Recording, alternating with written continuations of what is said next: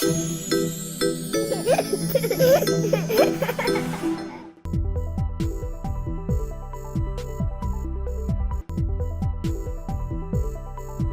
All, myself doctor Rukesh, consultant paediatrician at Parmita hospital, Madinaguda branch. So ఈ రోజు మనం చాలా మంది పిల్లల్లో కామన్ ప్రాబ్లం ఏంటి అంటే మన థంబ్ అనేది, ఈ బొటనవేలు అనేది మౌత్ లో పెట్టుకొని సకింగ్ చేస్తూ ఉంటారు.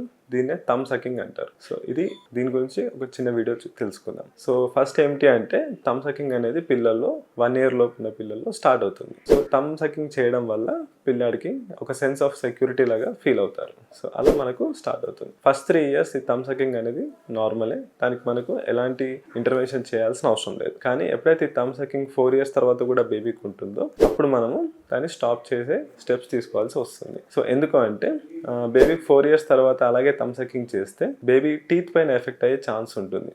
టీత్ మాలక్లూషన్ అవ్వడం ప్లస్ దీంతో పాటు థంబ్ సకింగ్ చేయడం వల్ల ఆ నెయిల్ అనేది డ్యామేజ్ అయ్యే ఛాన్స్ ఉంటుంది. అండ్ నెయిల్లో ఉండే ఇన్ఫెక్షన్ మౌత్లోకి వెళ్ళి ఫ్రీక్వెంట్ ఇన్ఫెక్షన్స్ వచ్చే ఛాన్స్ ఉంటుంది. సో అందుకని ఎప్పుడైతే బేబీ 4 years తర్వాత కూడా థంబ్ సకింగ్ చేస్తున్నారో వెంటనే పీడియాట్రిషియన్ కన్సల్ట్ చేసుకుంటే బెటర్. సో ఎలా తగ్గించాలి అంటే బేబీ కొట్టడం కానీ తిట్టడం కానీ చేస్తే బేబీ థంబ్ సకింగ్ ఆపేయదు, ఇంకా ఎక్కువ అయ్యే ఛాన్స్ ఉంటుంది. సో ఏం చేయాలంటే రివార్డ్ ఇవ్వాలి. అంటే కొద్దిసేపు వరకు థంబ్ సకింగ్ చేయకపోతే ఏదైనా గిఫ్ట్ ఇస్తామని చెప్పాలి, చిన్న రివార్డ్ ఇవ్వాలి. సో ఆ రివార్డ్ ఇచ్చినప్పుడు ఇంకా థంబ్ సకింగ్ చేయకుండా ఎంకరేజ్ చేయొచ్చు. అండ్ దీంతో పాటు ఏదో క్రీమ్స్ ఉంటాయి, ఆ క్రీమ్ మనకు థంబ్కి పెట్టినట్టయితే అది బేబీ నోట్లో పెట్టుకోగానే దాన్ని ఆ టేస్ట్కి పెట్టడం అనేది తగ్గించేస్తారు.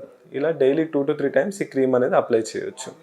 అండ్ లాస్ట్ ఇంకా సివియర్ థంబ్ సకింగ్ ఇంకా తగ్గట్లేదు, ఆల్మోస్ట్ 4-5 years అయిపోయింది, బేబీకి 5 years క్రాస్ అయింది అంటే కొన్ని అప్లయన్సెస్ ఉంటాయి.